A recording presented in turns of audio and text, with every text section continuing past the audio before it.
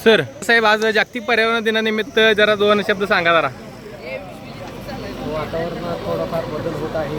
तरी सर्वांनी झाडे लावून आपल्या पर्यावरणाला थोडंफार सहभाग घ्यावा. पर्यावरणात आपण काहीतरी आपलं या देशाला किंवा या मातीला देणं लागतो.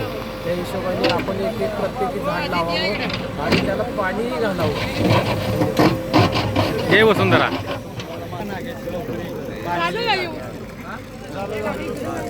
आबा इकडे बघा.